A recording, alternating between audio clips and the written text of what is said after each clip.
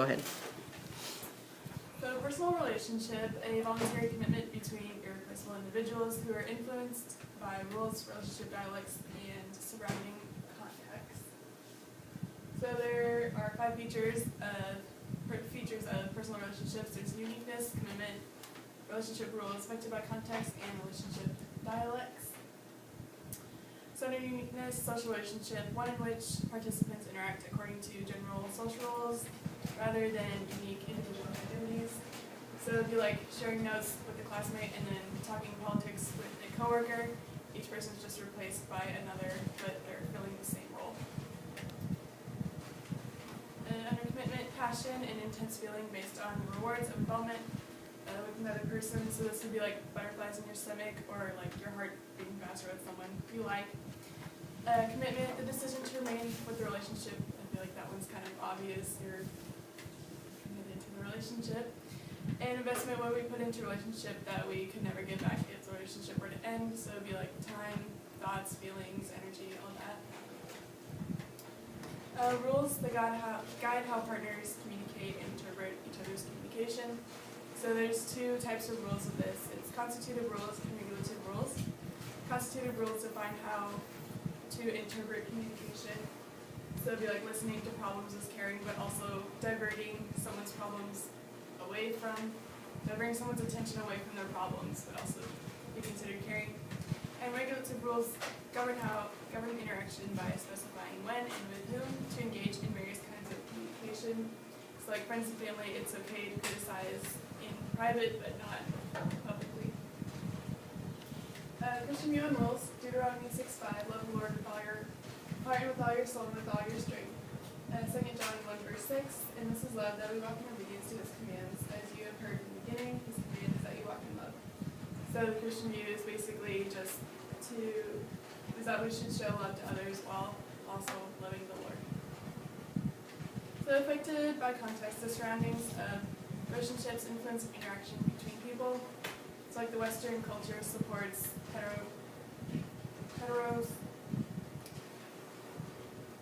homosexual marriage, I knew it. So they receive more social support than straight couples. Relationship dialects, opposing and continuous tensions that are normal in all close relationships. Autonomy and connection involves the desires to be separate on one hand and to be connected on the other. The opposition of which creates tension. So like wanting to spend time with others, but also like wanting to be like your own self and separate identity. And the novelty and predictability, the opposition of the desire for familiar routines and the desire for novelty.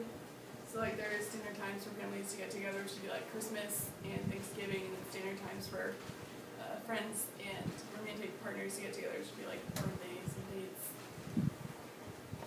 Openness and closeness involves the desire for openness in tension with the desire for privacy, so like sharing certain things with friends but not with family and vice versa. Neutralization negotiates a balance between the opposing dialectal forces to be like a compromise. So like both sides are like not exactly satisfied, but both of their needs are met. And separation addresses one need in a dialect and ignores the other. It's like partners cycle between the poles to favor each pole alternately. So like a long distance relationship, you would see them on the weekends rather than on the weekdays. Christian view on compromise or neutralization. The Matthew 6:33, but seek first the kingdom of God and his righteousness, and all these things will be added to you. And Philippians 4:6, do not be anxious about anything, but in everything, by prayer and supplication with thanksgiving, let your prayer requests be known to God. So it's kind of like compromise. If we seek the Lord, then he will help us out with our needs. And segmentation. Partners assign each pole to certain spheres, issues, activities, or times. So like talking about everything with one parent, and then it's like only a couple subjects with the other. Like my dad, I don't really talk about like a lot of things with him, but my mom, I kind of talk about like my problems and all that. And reframing a complex strategy that redefines apparently contradictory need as a not really in opposition. It's like some couples believe in autonomy, enhancing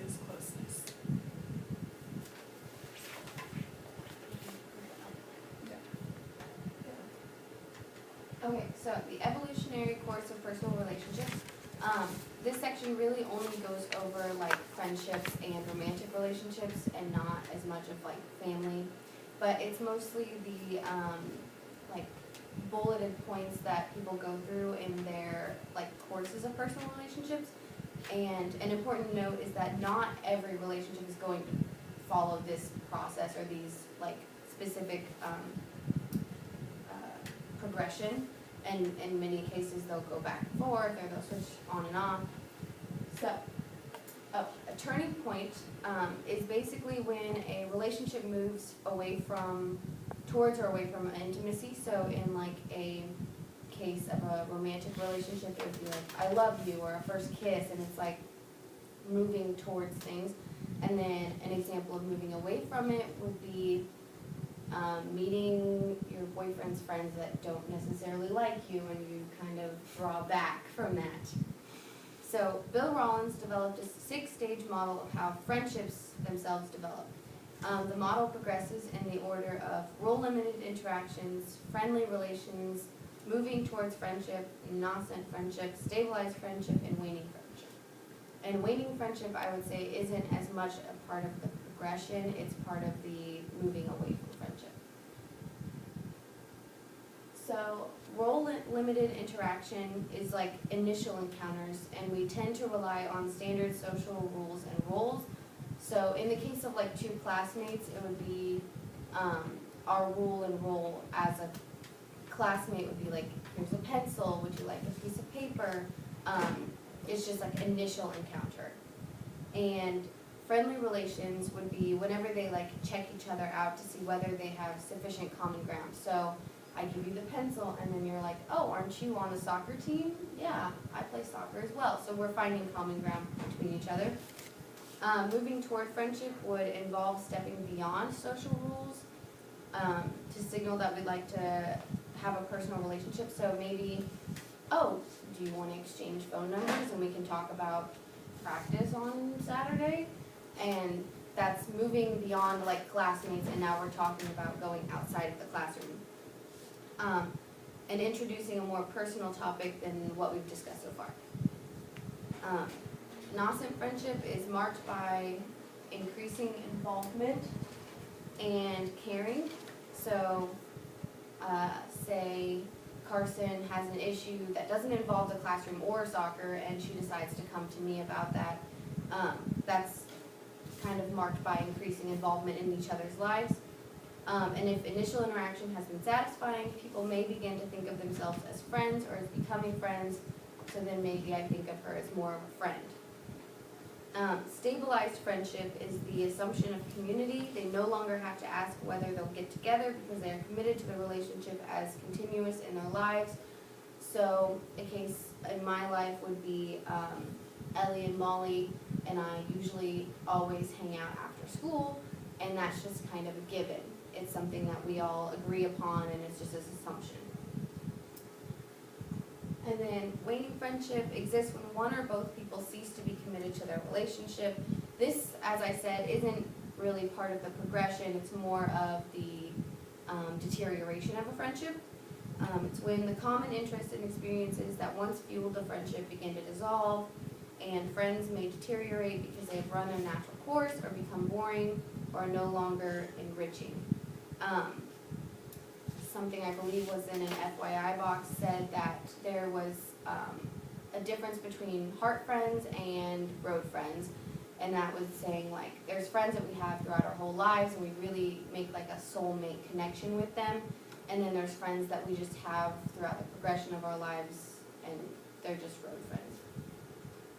So how romantic relationships develop is very similar to friendships. They follow the path of no communication, invitational communication, exploration communication, intensifying communication, revising communication, and intimate bonding. So I will go ahead and go through all of those, although I skipped no communication because I believe that is self-explanatory. Oh, and so matching hypothesis, which becomes before the progression, predicts that people will seek relationships with others who closely match their own values, attitudes, social background, and physical attractiveness. I believe we can all relate to this, that we seek out people who are similar to us. Even though a lot of people say that opposites attract, you can see how probably in your own lives we go for people that we think are like us. Invitational communication, which is pretty much the beginning, is when people verbally and non-verbally express interest in interacting. So this would, I think, be flirting or like non-harmful, just like passing in the hallway or something. Again, yeah, it's on the relationship level and not really content level. You're, flirting is one of those things where you're kind of like have an understanding of what each other are doing, but it's not like direct, hey, I am in love with you. And the greatest influences are proximity and similarity. And proximity is defined as physical nearness, influences initial interaction. And I think this one is actually pretty, it might have changed over time, because if you think about it, a lot of people meet over like Tinder now. And so I don't know how proximity now would work, considering that physical nearness doesn't need to be present for two people to gain attraction. And our textbook didn't really go too in depth on that. And similarity, again, kind of self-explanatory, similarities between two people. All right, exploration communication is the stage in which people explore the possibilities for a relationship. So maybe after you're flirting, you're like, I kind of want to think about dating that person, you know? Both people expect reciprocity, disclosure, so that neither is more vulnerable than the other. You don't have one person like spilling their life story and one other person like, I don't know you. Intensifying communication is the loaded one. It's where a relationship gains depth as a result of increasing amount of intimacy and interaction. Often involves idealizing and personalized communication. So when your relationship kind of takes a turn from harmless going out on dates to we're dating or we are boyfriend and girlfriend. An important thing to note is that our textbook talked about several different styles of loving.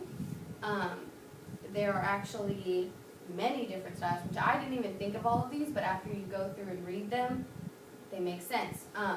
But a note I would like to make is I don't think that each relationship falls under a category. So say that you have a very passionate but also a best friend kind of love, that's a mixture of two. So revising communication is when partners come down out of the clouds to talk about the relationship strengths, problems, and potential for the future. A way that I see this is coming out of puppy love. You kind of feel like, whoa, we're in a relationship now.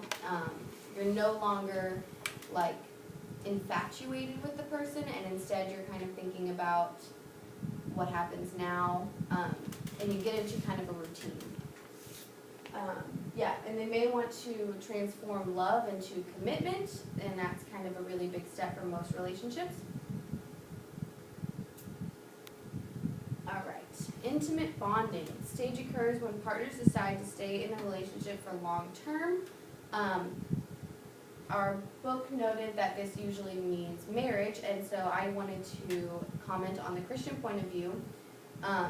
This is really preparing for marriage, and so we believe that Christians have a different idea of commitment because you're both committed to your future or spouse, and you have a commitment to your God or your religion. I gave a verse here to help better understand the idea of a Christian view in commitment.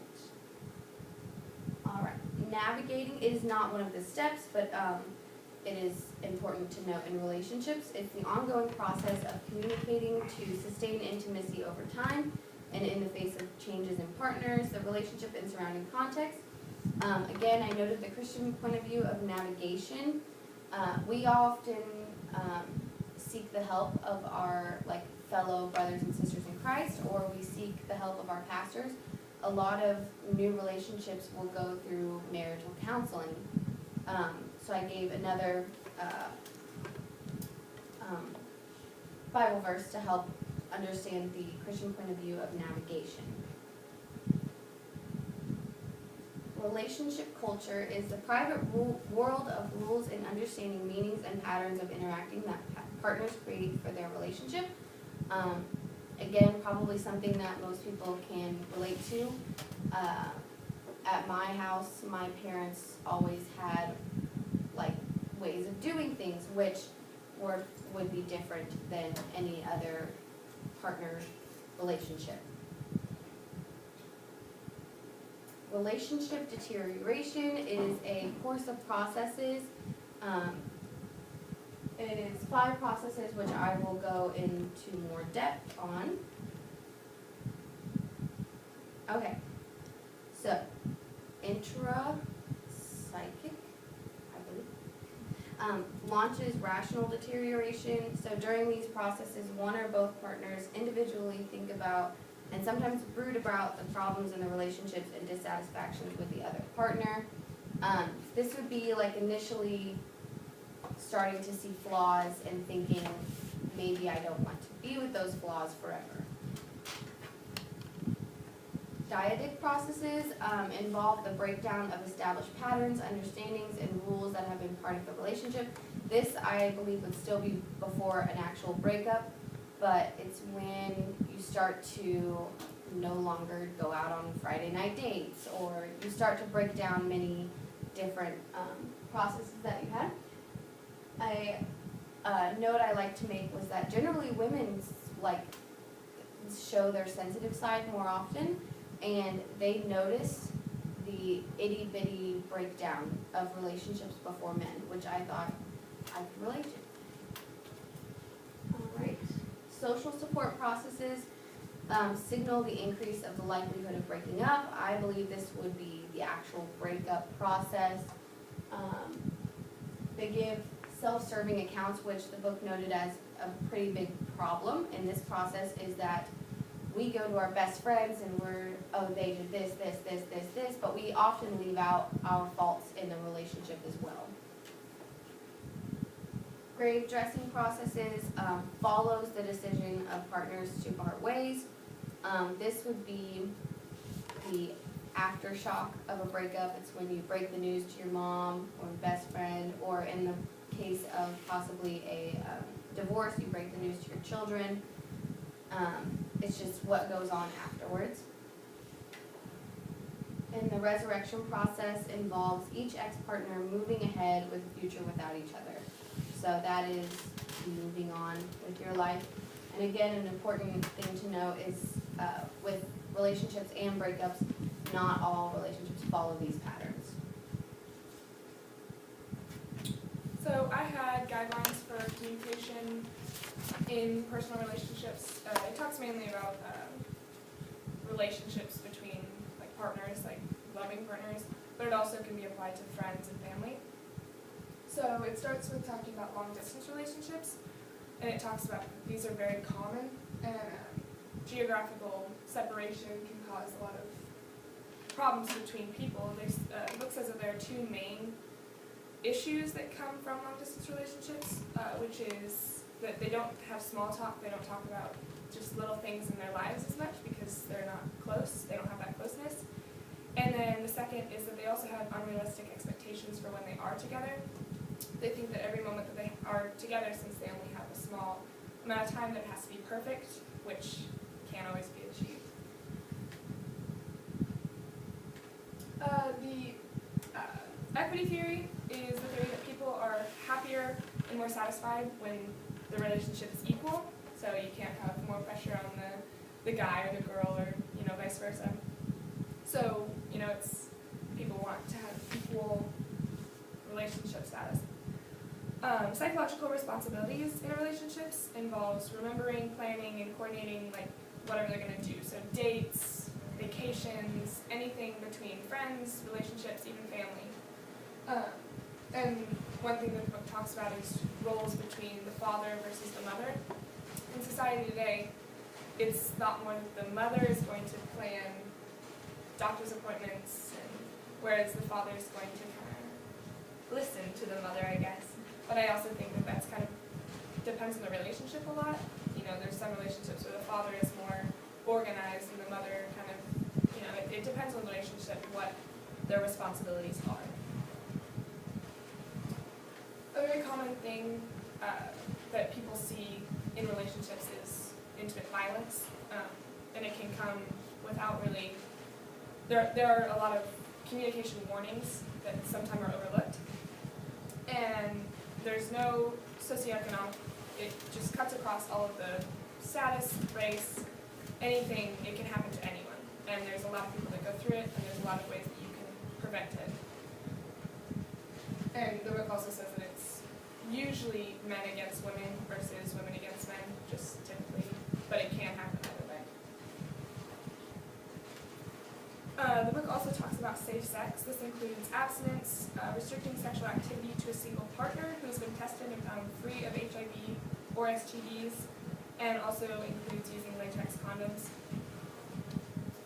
And then there's a pretty big sections about information on STDs and all of that kind of stuff, because it's important for everyone to be educated on that so that they can prevent it and have safe sex. The Christian view on these rules, as said in 1 Corinthians 7:2-3, but since sexual immortality is occurring, each man should have sexual relations with his own wife and each woman with her own husband. The husband should fulfill his marital duties to his wife and likewise the wife to her husband. This shows that the Bible's idea of safe sex is abstinence, because that is of course safe. If you're not having sex, you're of course a lot less likely to get the sexually transmitted diseases or anything like that. Okay, all right. Thank you very much, ladies. Yay. Could you just kind of walk me through what you planned out for your activity and tell me a little bit about what you did and what kind of results you received from that activity, and then you all can be done. So For our activity, we kind of brought together kind of all of ours, but it was also outside of the book. So we decided to compile a list of certain characteristics that you look for in potential friends, and then potential like romantic relationships, and then compile a list of characteristics that you receive in actual friends and actual relationships, just to like point out that we may have an idealistic view of how our personal relationships look, but that oftentimes they're very different from what they actually are. And you don't need to share with me who it was that did it for you on camera, but if you could kind of tell a little bit about how it worked out, that would be great. So our person said that they look for friends that have a good sense of humor, they're honest, they're a good listener, and someone they can trust and they're loyal. And then for potential relationships, they're funny, talkative, dependable, trustworthy, loyal, adventurous, and attractive. Things that most people look for. And then they also said in their like actual relationships, they had friends that were funny, honest, dependable, but they are harsh and blunt, and they're not empathetic. And for like actual relationship partners, they said they were funny, adventurous, kind, or attractive, but not very thoughtful. And we also said at the end, why do you think that your ideal friends or partners and your realistic friends or partners differ? And the person said that they lack trust and loyalty in many of their current and past friends and partners. However, all of the list had in common a sense of humor. So that was something that was really important to them, and it comes together even in their realistic. And that was all. All right, wonderful job, ladies. Thank you so much. Yay! From all of us out here in the audience.